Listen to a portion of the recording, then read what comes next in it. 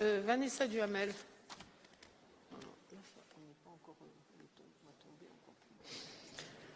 Madame le maire, chers collègues, la réalisation de la zone d'aménagement concerté Concorde progresse utilement.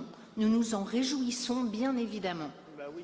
Sur le projet de la rénovation urbaine, nous avons cependant été alertés par un courrier adressé par Monsieur le Préfet au président Castelin le 15 novembre dernier, abondamment relayé par la presse. Il en résulte, pour résumer son propos, qu'on détruit plus qu'on ne reconstruit, de sorte qu'on reloge insuffisamment. Certaines opérations contractualisées ne pourront être réalisées. Cette situation remet en question un axe fort des projets de rénovation urbaine. L'ensemble des opérateurs s'était en effet entendu sur le postulat qu'on pourrait rétablir une mixité sociale efficiente qu'en démolissant une partie de l'existant pour reconstruire des quartiers mixtes ab initio. Au vu des retards constatés dans le relogement, Monsieur le Préfet suggère de privilégier désormais la réhabilitation et la résidentialisation, ce qui constitue un changement de paradigme pour lequel il souhaite associer les maires dans le cours du présent mois de décembre.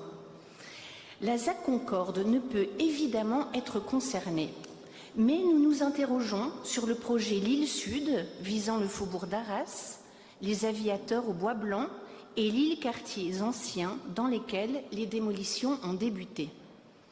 Êtes-vous en mesure de nous informer de leur état d'avancement et l'impact éventuel des décisions de Monsieur le Préfet sur leur réalisation telle que prévue dans les projets initiaux?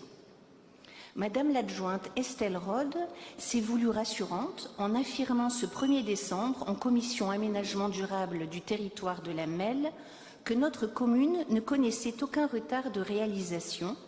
Elle n'était absolument pas concernée, la reconstitution de l'offre étant supérieure à la moyenne des villes de la métropole. Pouvez-vous nous le confirmer? Une communication détaillée est-elle envisagée et si oui, dans quel délai? Par ailleurs, nous relevons un taux de logements locatifs sociaux de 30% dans les projets de reconstruction, alors même qu'il est déjà de 40% dans le parc existant, sans prendre en considération l'habitat privé dégradé. Ne risque-t-on pas ainsi de contredire l'ambition affichée de réintroduire de la mixité sociale? Il est en outre à souligner que notre commune ne comptait plus en 2020 que 15,20% de couples avec enfants selon l'INSEE et 8,40% de familles monoparentales. Ce sont donc les 3/4 de nos logements qui sont occupés par des familles dépourvues d'enfants. De premiers effets sont perceptibles par des fermetures de classes. Une réflexion est-elle conduite sur une nouvelle offre plus à même d'attirer de jeunes familles avec enfants? Dans l'annexe de son courrier, Monsieur le Préfet évoque le remploi des matériaux issus de démolition. Cette préoccupation écologique nous conduit tout naturellement à réfléchir à l'usage des logements construits ou rénovés, dont l'usage optimal ne va pas toujours de soi. Ainsi, à titre d'exemple, il est déconseillé d'ouvrir les croisées lorsqu'ils sont équipés en ventilation double flux. Il est donc indispensable que les occupants soient formés à son usage dans un objectif écologique de sobriété énergétique. Je vous remercie.